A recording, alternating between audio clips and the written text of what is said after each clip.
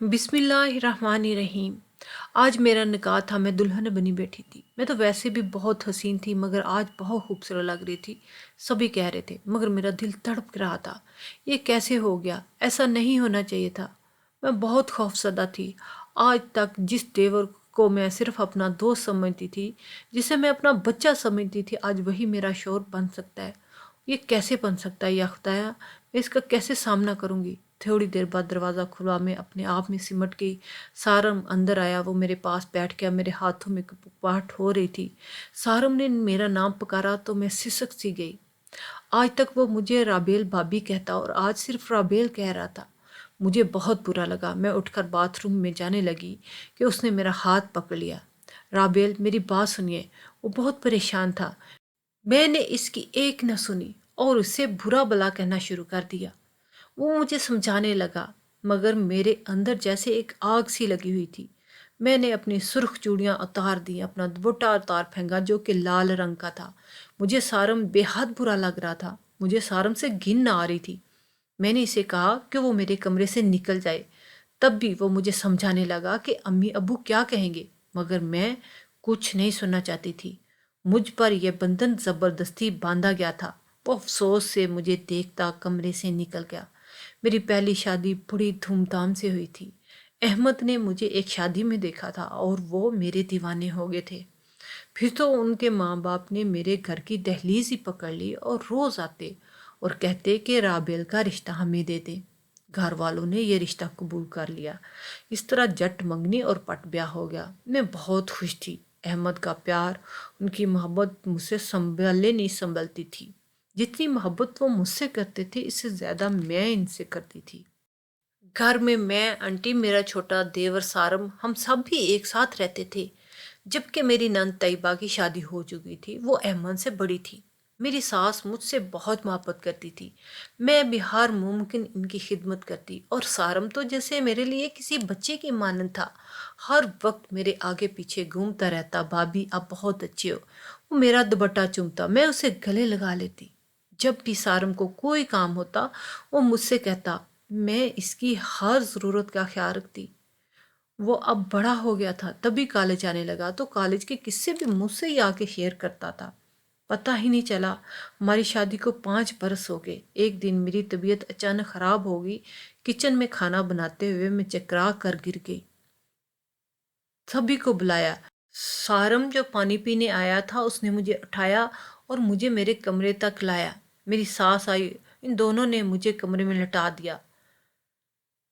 फिर अहमद को कॉल की, भाई भाभी बेहोश हो गई हैं, अब जल्दी से आ जाए। मेरी सास मुझ पर दम करने लगी, पानी के छींटे मार रही थी। तब जाकर मुझे होश आया। तब अहमद डॉक्टर को घर ले आए। चेकअप के बाद डॉक्टर ने बताया कि मैं उम्मीद से हूँ। अहमद की खुशी का ठिकाना नहीं था। मेरी सास ससुर सब बहुत खुश थे और सारम तो खुशी से पागल हो रहा था। वो चाचा बनने लगा था। मुझे शर्म आ रही थी मगर मैं भी बहुत खुश थी। अब मुझे घर का कोई काम नहीं करने दिया जाता था। अहमद ने मासी का बंदोबस्त कर दिया। ठीक 9 बाद नौफल मेरी गोद में आ गया। फिर तो सब घर वाले इसके दीवाने हो गए। सारा सारा दिन इसे उठाए फिरते थे। वो चचा भतीजा सारा दिन इधर उधर उद्यम मचाते। मेरे तो हाथ फूल जाते, मगर जब नौफल रोता या रोना शुरू कर देता तो सारम इसे मिनटों में चुप करा देता। नौफल अहमद से भी ज़्यादा सारम का दीवाना था, क्योंकि वक्त ज़्यादातर घर से बाहर अहमद का गुजरता और जब घर आते तो ज़्यादातर थके होते। इनके आने तक नौफल भी सो चुका होता। अब नौफल 1 साल का हो चुका था। मैं फिर से प्रेग्नेंट थी। मुझे खबर ही ना हुई। मैं परेशान थी क्योंकि नौफल अभी बहुत छोटा था। वो अम्मी अबू के पास रहने लगा। अहमद ने मुझे समझाया कि नॉर्मल रहो, कोई मसला नहीं है।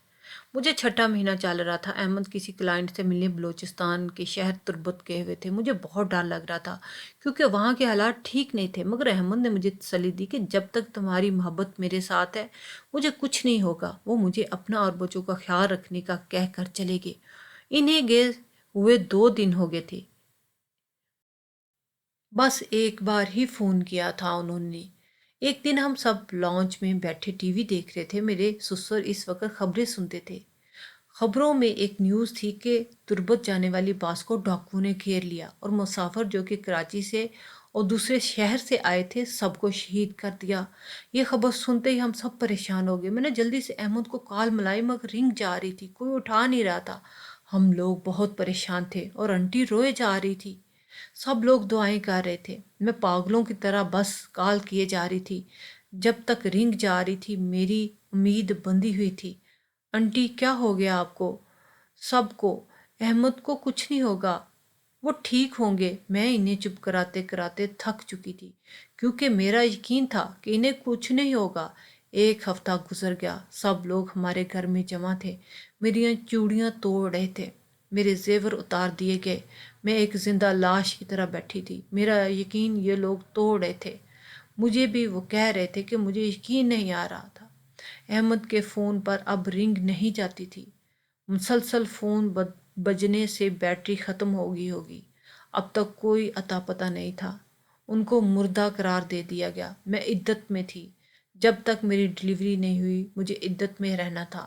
سارن نوفل کو سنبھالتا، میں بڑی پڑی رہتی۔ وقت گزرتا گیا کیونکہ وقت تو گزرنا ہی تھا، کسی کے لیے نہیں رکتا وقت۔ میری گود میں ننھی سی شہزادی آ گئی، رامین، بالکل میرے جیسی، جبکہ نوفل اپنے والد جیسا تھا۔ میں دونوں کو گود میں لے کے رو پڑی۔ میری بچی کیا نصیب لائی تھی، اس کے دنیا میں آنے سے پہلے اس کے باپ کا سایہ اس کے سر سے چھن گیا۔ آج میں اپنے سارے آنسو بہا رہی تھی۔ سارم نے میرے ہاتھ سے رمین کو لیا۔ بھابھی ایسا مت کریں، میری گڑیا کو مت تنگ کریں۔ وہ بھی رو رہا تھا۔ سارم، تمہارے بھائی کو میں نے بہت بولا تھا، میں نے، لیکن انہوں نے میری ایک نہیں سنی۔ میں روتے روتے بے ہوش ہو گئی۔ ایک ہفتہ مجھے ہاسپٹل میں رہنا پڑا، میری ساری طاقتیں دم توڑی تھی۔ سمجھ میں نہیں آ رہا تھا کہ میں کیا کروں اور کہاں جاؤں۔ احمد کے بنا اتنی لمبی زندگی کیسے گزاروں گی؟ جیسے جیسے وقت گزرتا جا رہا تھا لوگوں کی باتیں سننے میں آ رہی تھی کہ ایسے پہاڑ جیسی زندگی اکیلے کیسے گزرے گی۔ ارے کوئی اس کی شادی کیوں نہیں کراتا، اتنی خوبصورت کم عمر ہے۔ کبھی میرے ماں باپ یہ بات سوچنے پہ مجبور ہو گئے۔ میرے بھائیوں کو بھی یہی خیال تھا کہ میری بڑی جوانی میں بیوہ ہو گئی ہوں۔ ایک دن امی آئی اور کہا، رابیل اب ہم اپنے گھر چلیں۔ یہاں کیا کر رہی ہو؟ کیا مطلب امی؟ اپنا گھر؟ میرا یہی گھر ہے، میں وہ غصے سے بولی۔ میں نے ان کو کہا کہ یہ میرا گھر نہیں ہے تو وہ رو رو کے بے ہوش ہوگی۔ میں نے اپنی ماں کو بہت کچھ سنا کر واپس بھیج دیا کیونکہ مجھے ڈر لگ رہا تھا کہ کہیں میرے ماں باپ میری دوسری شادی نہ کر دیں۔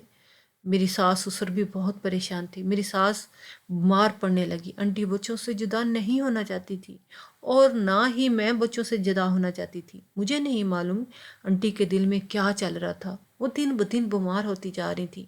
ایک دن وہ میرے امی ابو کے پاس آئی اور کہا کہ ربیل کی شادی سارم سے کر دیتے ہیں۔ امی ابو بھی مان گئے۔ سارم مجھ سے بہت چھوٹا تھا مگر پھر بھی وہ راضی ہو گیا۔ مجھے تو یقین نہیں آ رہا تھا وہ کیسے میری قسمت کا فیصلہ ایسے اتنی آسانی سے کر سکتا ہے۔ مجھے سارم سے بات کرنے کا موقع نہیں دیا گیا۔ اچانک ایک دن میرے کمرے میں انکل آئے، ہاتھ جوڑ کر التجا کی، مان جاؤ جوان بیٹا چلا گیا ہے، اس کی نشانی یہ بچے ہم سے جدا نہ کرو۔ انکل درد سے روئے جا رہے تھے۔ آپ لوگوں کو چھوڑ کر میں کہیں نہیں جاؤں گی مگر میں شادی بھی نہیں کروں گی۔ انکل بہت رو رہے تھے، میں ان کو تسلیاں دے رہی تھی۔ میرے آگے ہاتھ جوڑنے لگے، کبھی میرے پاؤں پڑنے کی کوشش کرتے رہے۔ ان کی حالت دیکھی نہیں جا رہی تھی۔ مجبوراً وہ چلے گئے اور میں سسکتی رہ گئی اور مان گئی اور ان کے سامنے حامی بھر لی۔ وہ چلے گئے۔ آج میرا دیور میرا شوہر بنا بیٹھا ہے۔ کپڑے تبدیل کیے اور نیند کی گولی کھا کے سونے کی کوشش کرنے لگی مگر نیند کہاں آ رہی تھی۔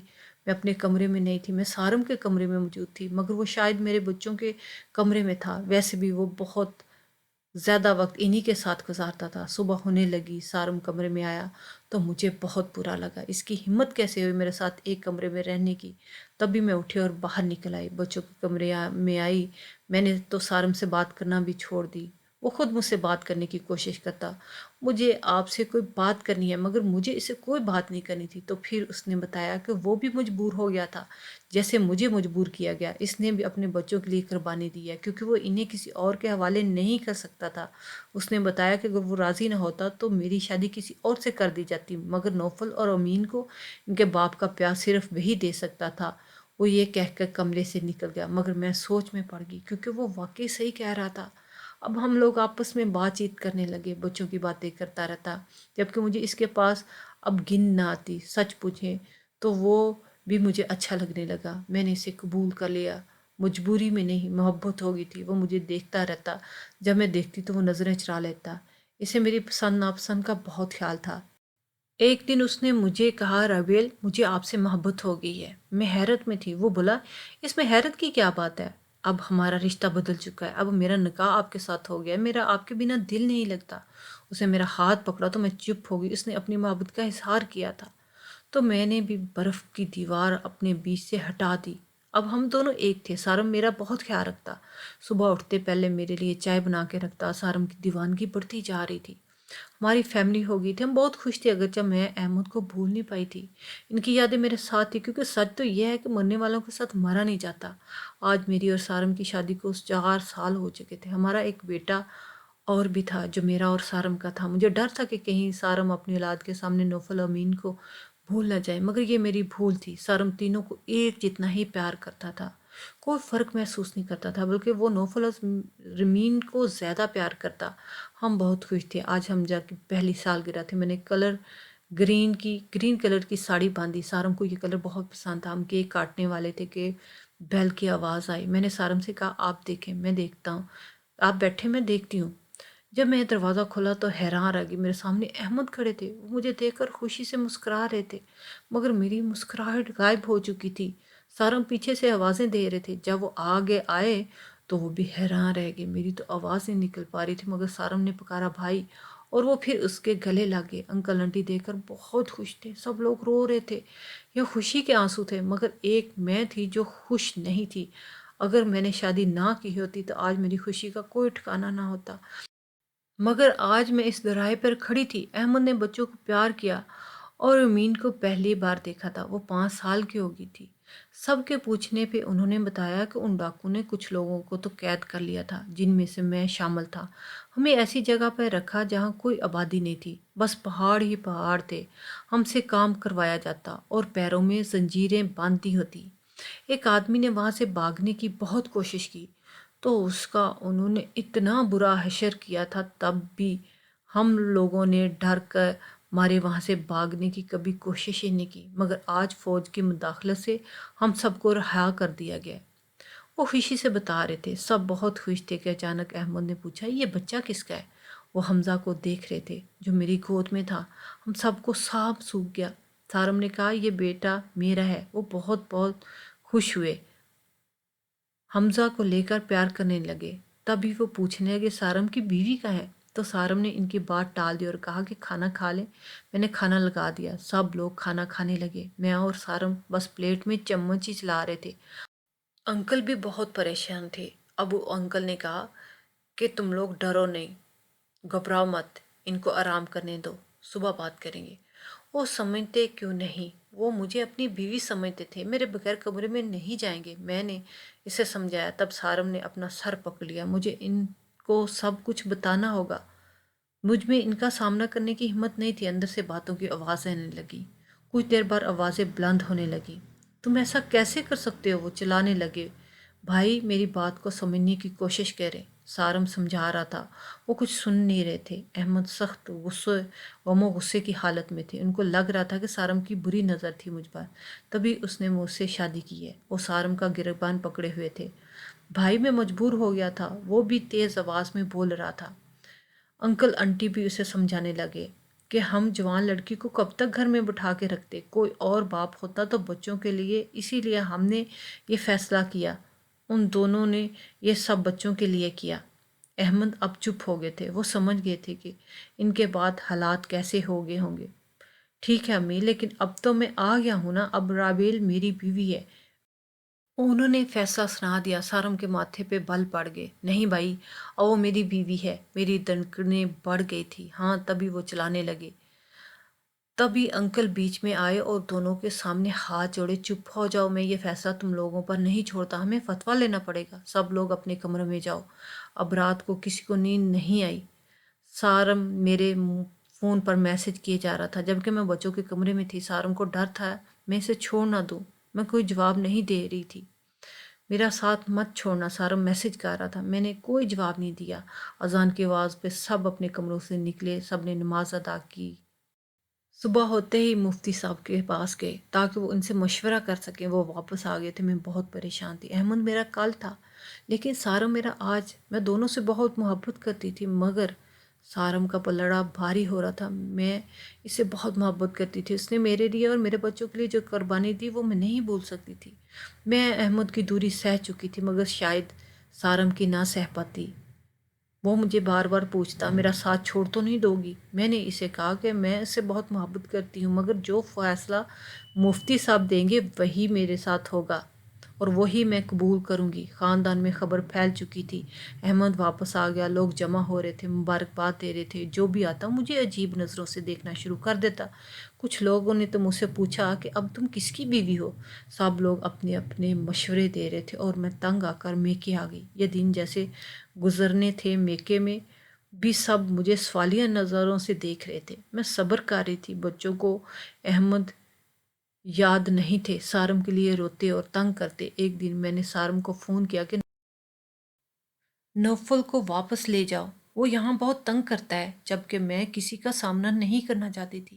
احمد نے ایک مفتیان دین سے رابطہ کیا، ان سب کا یہی جواب تھا کہ میں اب سارم کی بیوی ہوں۔ وہ بہت غصے میں تھے۔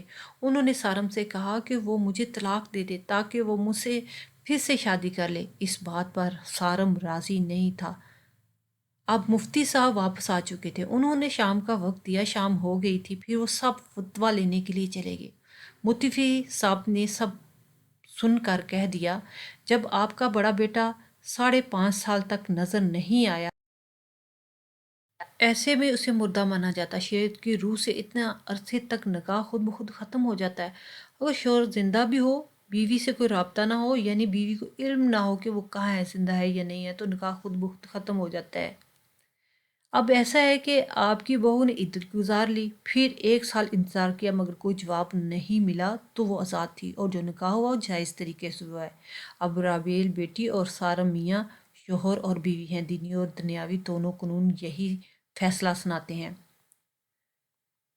سبھی گھر واپس آئے اور جبکہ وہ اپنی بات پر قائم تھے۔